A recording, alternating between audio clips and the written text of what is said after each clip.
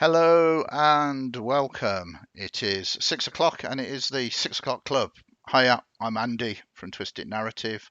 I've got my co-writer partner in crime, Matt, just below me there. Hiya, Hey Matt. folks. How's Hey, your right. week been so far? It's been all right. I had the exciting joy of my car going in for a service yesterday, so that's all horribly grown up and boring.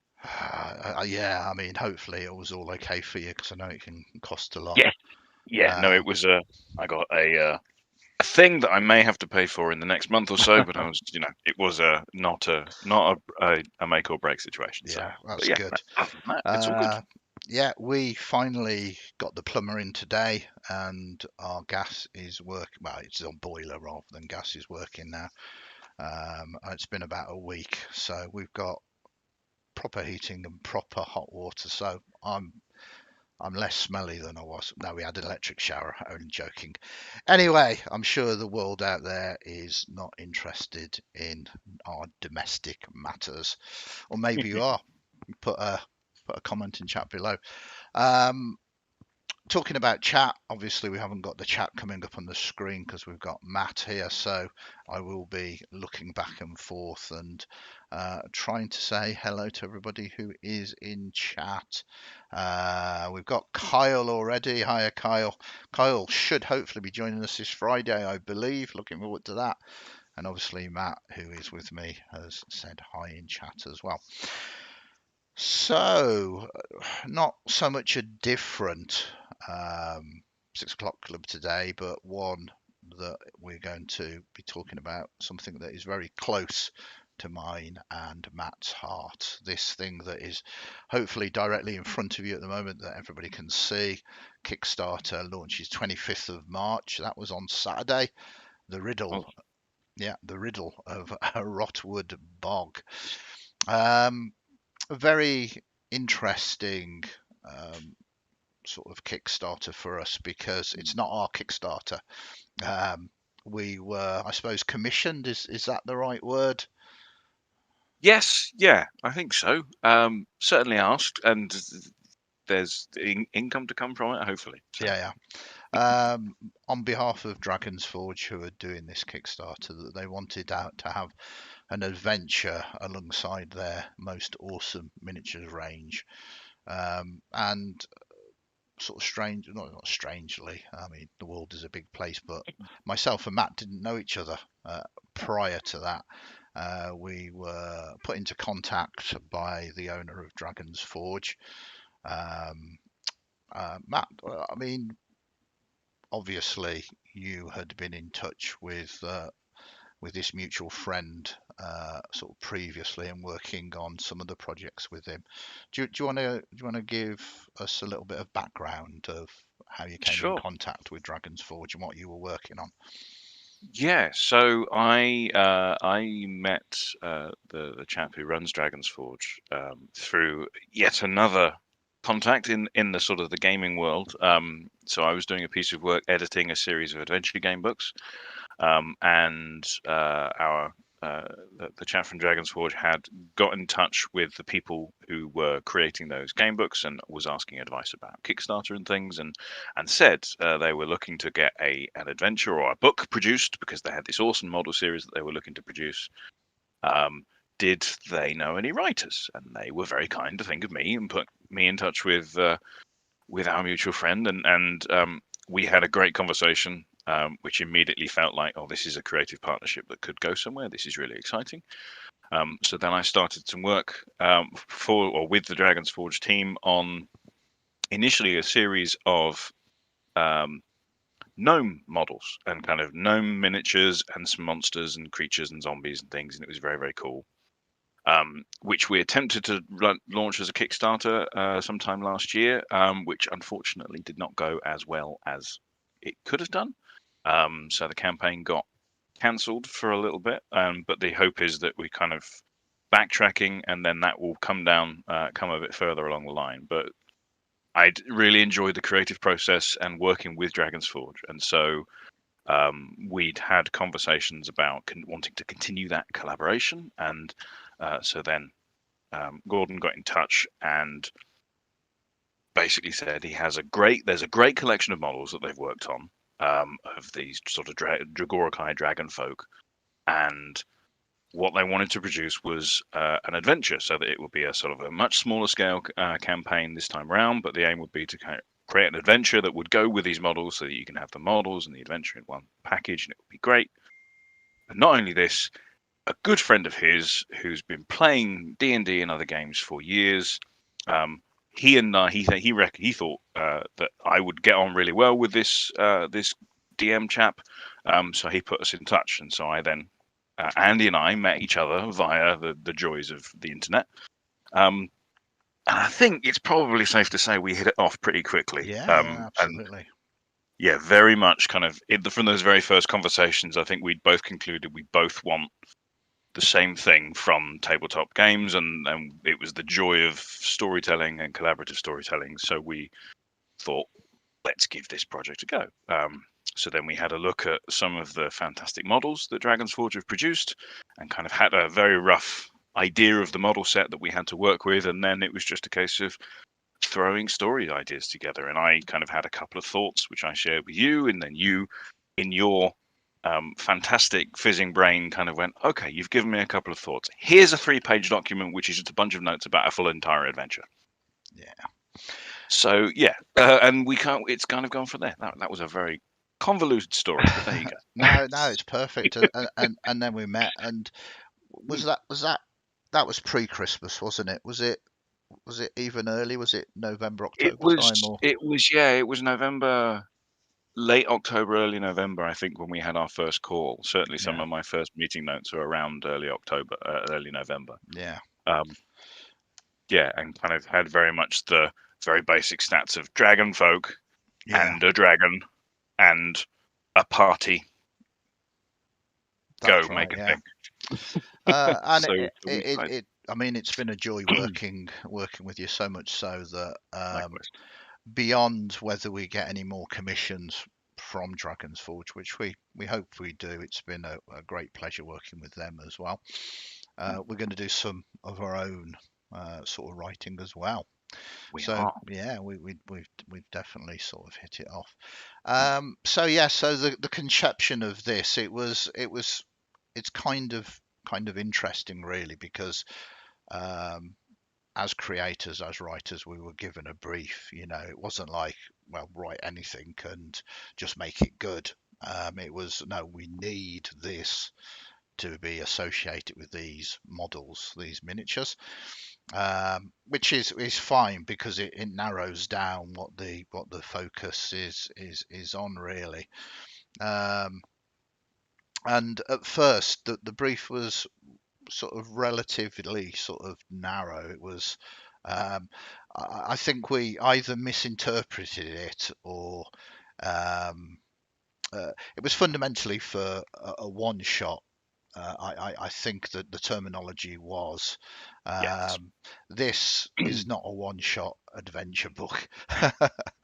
um, I mean, it is. I think if you were to kind of rush it through and sort of play it, you could probably do it in 5-6 hours, maybe. Yes. That is, if you did it in a kind of linear way and just did the encounters. Yeah. So our first draft of it, and I think was the 6-7 drafts in total in the end. Yeah. Like, these are full Yeah. drafts. Yes. Um, 6.2, which is so draft 6 with a couple of extra bits in between.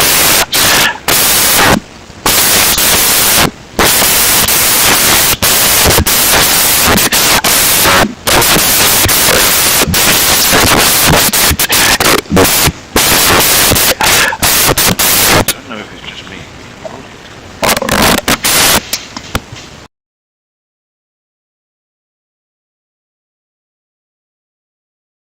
That's perfect. So I don't know if that was just me or YouTube got that as well, but that was interesting. yeah, it's. I think I'm going to need a new mic. These mics have been incredibly reliable in the past, and now it's not.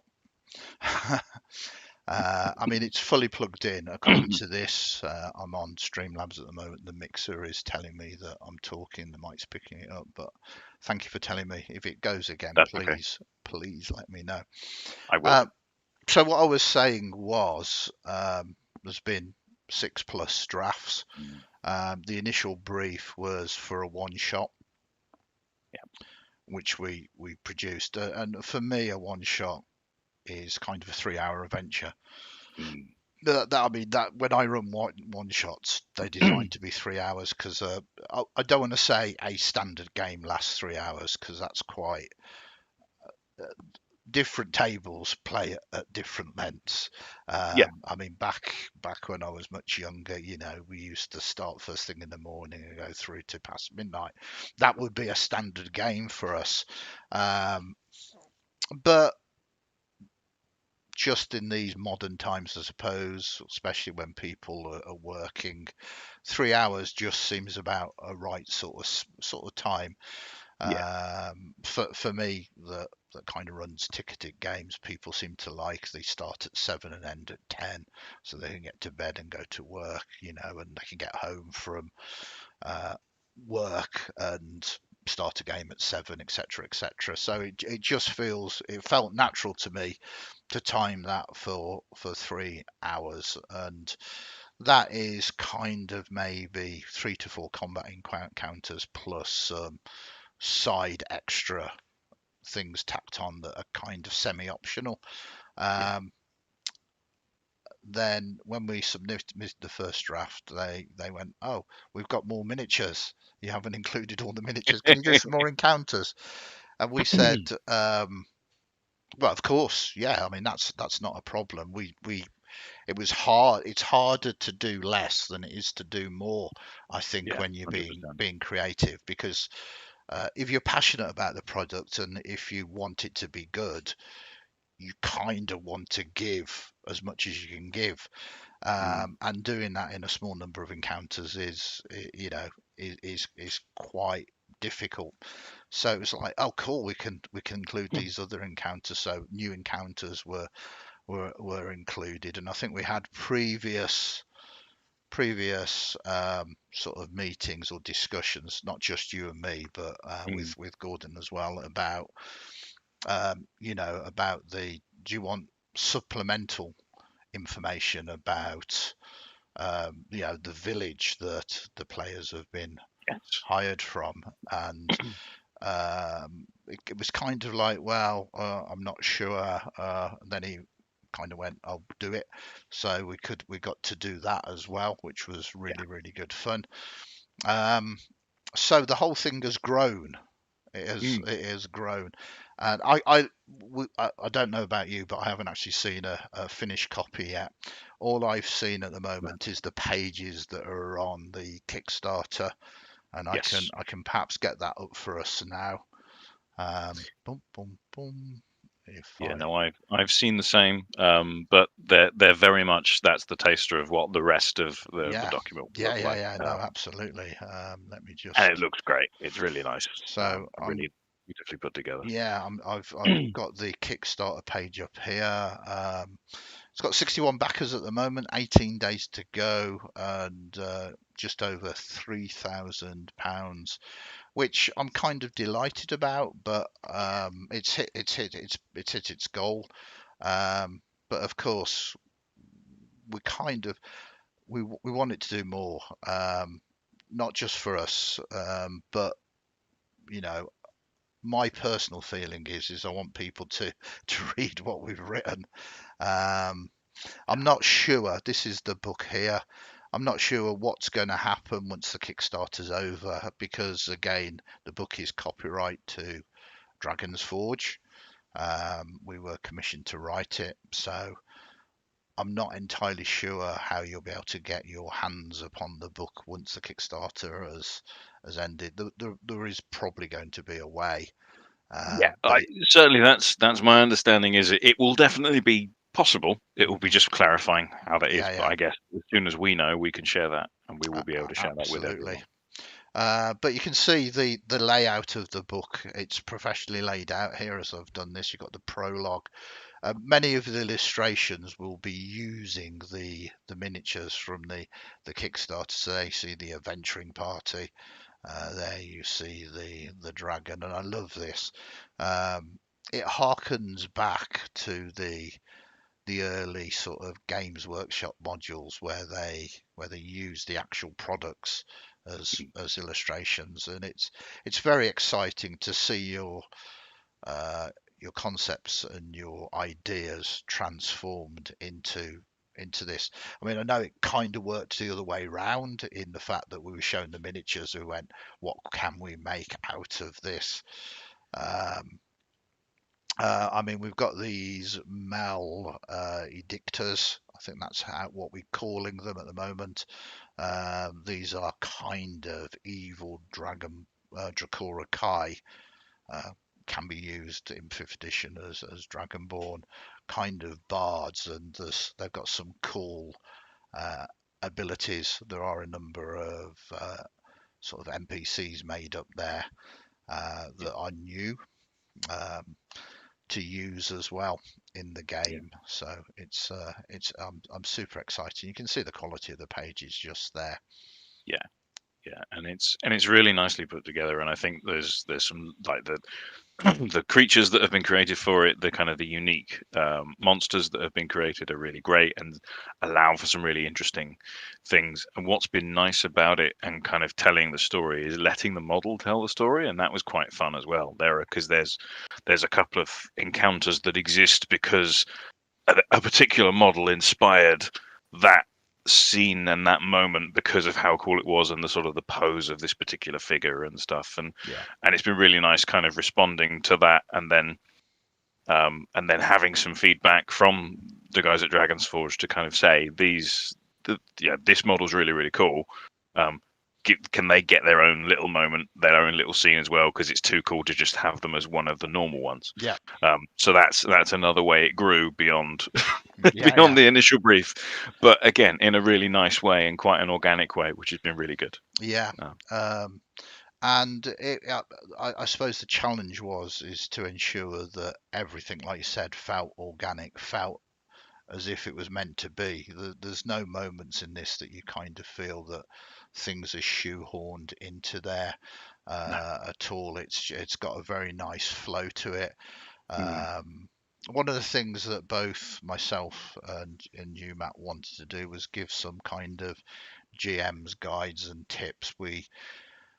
We didn't want to patronize, but we also mm, wanted to try and write it in such a way that it was quite clear, the process and the definition of yeah. this encounter and what could happen. And Yeah. it's quite difficult to do that. It's quite difficult to uh, sort of try and communicate everything that could happen, because being GMs, being players as well, we know that once players interact with plot, anything could happen. Left Um, at the traffic lights yeah, anytime. so that was fun as well to try and communicate ideas. We will Yes. be doing we're going to do a pre-recorded actual play of this tonight, in fact. So once the 6 o'clock club has finished, we're going to gather together and we're going to do an actual play. It's not going to be the complete adventure because, as I have just mentioned, it's going to take far longer than we actually have to run it sort of completely. But hopefully, you'll see one or two choice encounters. Mm, You'll get to see how players react to those. Um, you'll get to see the character introductions as well. Um, so it's going to be fun. I think I'm planning on releasing the entirety of the actual play tomorrow, but I might also edit it. What I'm thinking of is that I might um, not edit it as in take things out, but break it up into encounters. So if you kind of want to see how an introduction to a one shot is done, you'll be able to see that actually in play.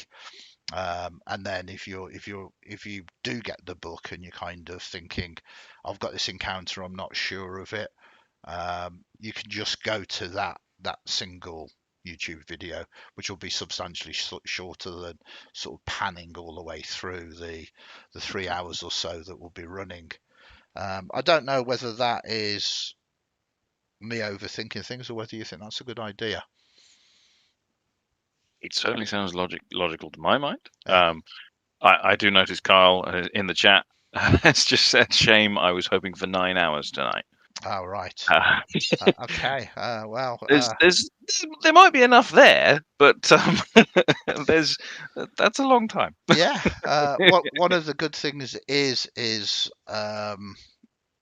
later on this year. I mean, I think next month and then the month after and then the month after. I've not really had a proper look at it yet. But there are an awful lot of bank holidays.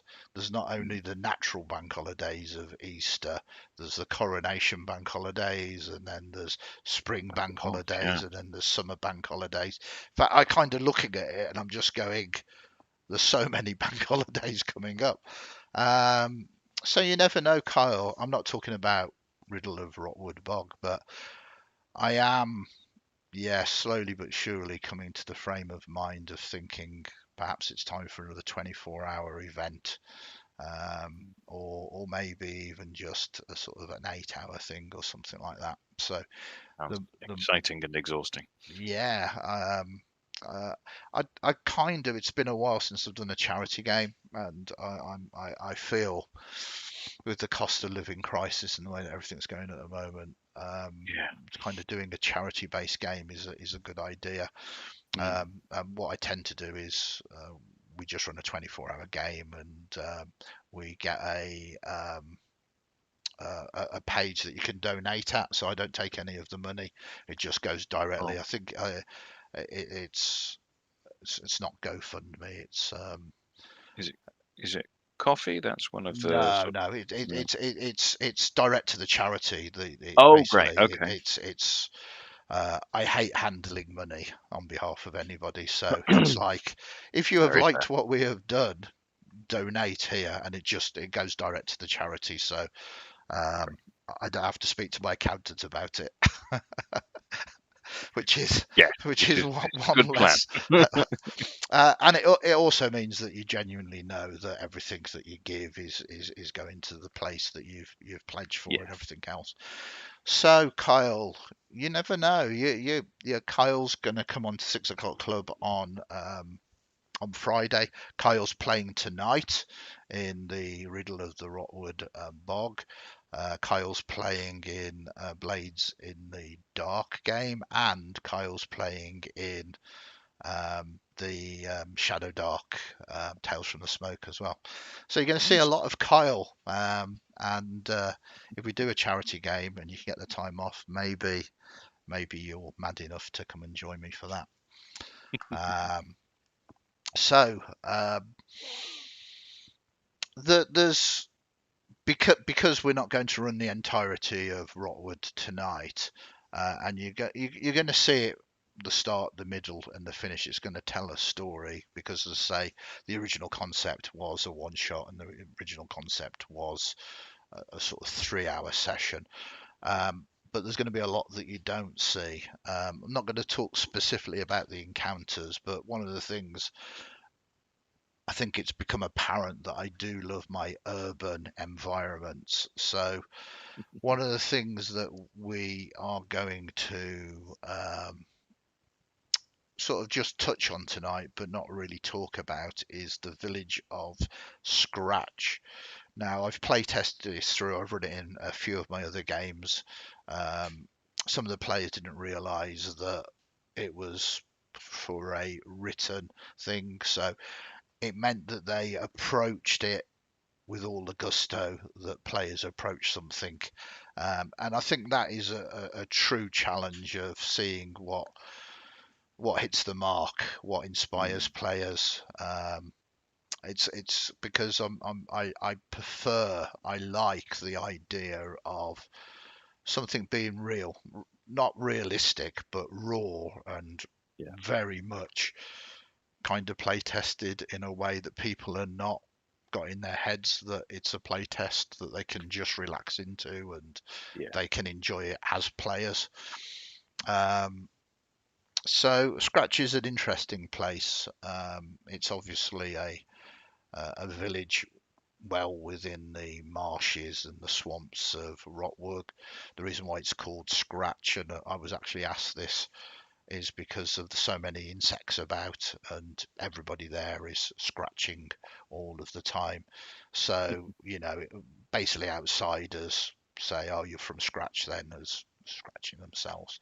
So quite straightforward, really. And I kind of wanted it to have um, a um, I don't know what the correct word is, but a sort of a feeling of gator hunters, of swamps people, but clans, families, Yeah. extended families, um, that were very close amongst their own families, but perhaps rivals with the other families. Mm. Because I thought that is quite an interesting sort of dynamic. Um, Yes.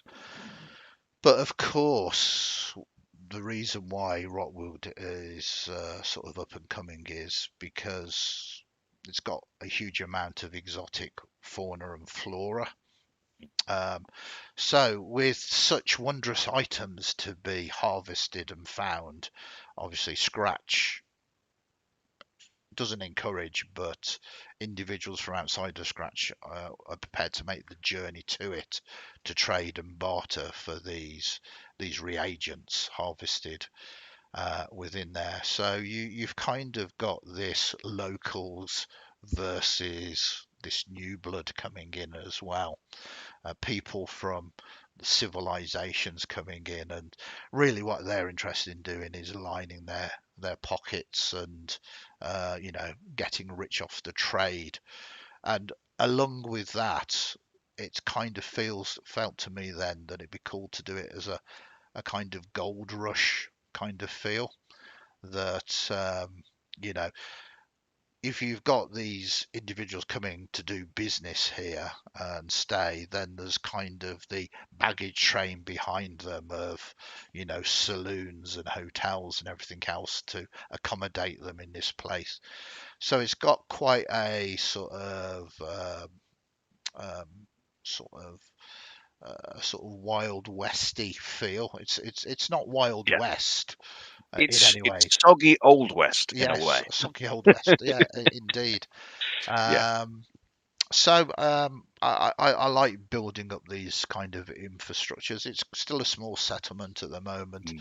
but you've got this quite interesting dynamics between families or clans that are rivals against each other. But there's these newcomers coming in, these sort of locals, those that wish to profit off it all. Mm. Um, and it makes an interesting mix. And whilst we're not going to do any of that tonight in the actual play, because um, uh, it literally would take too long, and you can do entire sessions set in Scratch with Yeah. all of the politics going on. We did in the end do quite an extensive appendix for it. Yeah. I think that's one of the nicest things about it is because, and kind of within the adventure, you don't necessarily need to. You could do the whole thing without ever actually visiting and sort of talking about it as a GM and kind of going, this is where you went and this is where you got the job from. But what's lovely about it, and one of the things I think has worked really nicely, is because it is such a vibrant, real location, and there's all of those potential hooks, potential bits of politics and stuff, and it's so vibrantly created and it feels alive that it's a really nice thing that kind of it's almost like an extra for the adventure. Is not only do you get this cool story that happens in the swamp, but also you've got this great place for your players to explore before or after or at a completely different time, because it does feel, certainly I think it feels like you could lift it and drop it into any swamp in any world and it's there and it feels vibrant and real and ready to go, which is lovely. And Yeah, another thing I think we're both pretty proud of in the whole adventure feels quite solid in that way, which is nice. Yeah, no, absolutely. Whilst this is designed for 5e, particularly, it's very much can be used with any kind of fancy rule set if you've got the imagination to do it. It's fairly rules light. Um, and with a little bit of creativity, you can kind of twist and tweak it and use it for everyone else. I'm just going to Yeah. say a quick few hellos. Hello to Elsa. Thanks for joining us. It's really cool. And Solo, you're back. Thank you very much for your very kind words today on our YouTube. Really appreciate it. I'm very grateful that it kind of starts your day off my daily ramblings. Um, absolutely. And yeah, you've kind of got the feeling for it immediately. Cajun Bayou is Yes. very much what we were sort of going for. Um, yeah, it's very humid, and the Rotwood, by the very name, is this horrible place, but it's got some very interesting and very valuable, unusual flora and fauna in. So it's kind of needs must really. And I think sometimes when you're designing an adventure, you kind of need to have a premise of why on earth people are going to this place. There needs to be a pull really. Um, so I'm very very excited. I'm it's not so much the money, although the money is nice. I really would like people to have a look at this and sort of and to get their honest opinions, Yeah. um, especially as both myself and Matt are very much aware that this is the first thing that we've done Mm. in terms of collaborations. Matt is a published author. I haven't published anything, um, but I'm very intrigued to see how it's received because I Yeah. suffer all of the time from imposter syndrome. So 100%. so Yeah. uh, I don't know. I think we've done a great job on it. I think we've Yeah. done our best with the brief that we were given, and I mean that gives me a degree of anxiety. What I should be doing is the brief that we were given is magnificent because we've got these awesome minis to base this story around. What I do with my imposter syndrome is go, yeah, we've got these awesome minis, but we couldn't include anything outside this range of minis because that. Um, Now that might not matter because you as a reader Yeah. will go, no, I mean it's perfectly it works. It's great. We've got these awesome minis. I think what we've done is we've told a great story with the tools that we were given, the Yeah, tools, being those parameters. And we've done, we could have been, it could be a lot more boring and mundane than it is. And there's some delightfully quirky moments in there. There's some really, really nice kind of not cliched, but the sorts of wonderful moments that can only happen in fantasy tabletop role playing games. And I won't say specifically what they are because yeah, spoiler. no, But there's lovely moments in there, and I think we're both incredibly proud of it, and I think that comes through, and I think it's a solid thing, and yeah, I think it's really exciting to see what people think, and yeah, hopefully, people will like it and will want more, both models for Dragon's Forge because yeah, the guys at Dragon's Forge do incredible work. I mean, the visuals speak for themselves, and yeah, then hopefully that you know our writing team will flourish off the back of this with a bit yeah, of luck, yeah, or at yeah. least we'll get some positive reinforcement, which will be good. Yeah, no, I mean it's as I say, it's me. My my my terrible mind is always I'm always battling with it. I've got Yeah. so many voices in my head. It's I have to use them as NPCs most of the time. But in terms of the feel and the look of the miniatures, they are outstanding and they Yeah. are dynamic. And you look at each one of them, and you're not getting, oh, this is Scout number two, this is Scout number three. Each of them have basically personalities of their own. Very much. Um, They are there.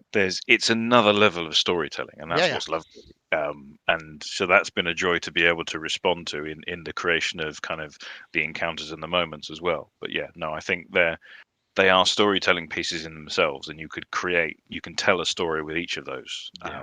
each of those miniatures, and it's yeah, very cool. So, I think you've heard us waffle on enough now about the Kickstarter. I mean, please take a look. If it's your thing, go for it. I'm genuinely interested for people's sort of comments on Yeah, what we've written. Um, there is more stuff coming from me and Matt. Watch out for this in the future, a month or so. We've got lots of very interesting sort of plans. So yeah, please keep a look out. In the meantime, we are now going to start getting ready for the actual play. mm, I say unfortunately or fortunately, depending on your mindset, it's going to be a pre-record.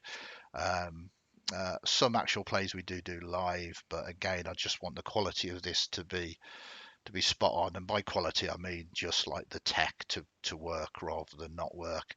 And obviously, yeah, by doing that as a pre-record, you can stop things and fix the tech and move on. We're all working with incredibly cheap and basic equipment at the moment, so please bear with us as we hit various metrics and start being able to monetize YouTube and things like that. Hopefully, we can pour that money back into better equipment and stuff. So I'm very excited to return to Rot, return to Rotwood Bog tonight, and I will me too. be running it again in less than 25 minutes. So thank you very much, You're everybody, a for listening. Thank you, Matt, for joining us and helping very me welcome. through trying to sell something. I'm not the best salesman. No, thank you. Just look at it, buy it. It's awesome. That's It is. fact. It's fact. Yeah, Um, but no, I really appreciate it.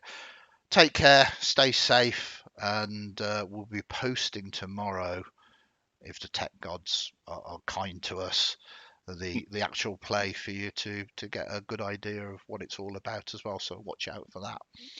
it's worth also saying. Sorry, just thought it's Yeah, worth no, saying that please. the first chunk of there's a taster of the PDF on the Kickstarter page, which you can download to have a look at in your leisure. You don't just have to look at it on the page. Yeah, So worth checking that out as well, and you can have a download. And it gives you a good feel of what the adventure is going to have in there and the style that we've written. So yeah. check it out and let us know what you think. Please check it out. And the link to the Kickstarter is in the comment section below. Please either send us comments either on the Kickstarter on YouTube, or jump into our Discord, and you can always find me to chat. And yeah, have a good rest of evening, and I will catch you all tomorrow for Wednesday. Wednesday, 6 o'clock club. I think Wednesday 6 o'clock club. We're going to be talking about Shadow Dark. Absolutely.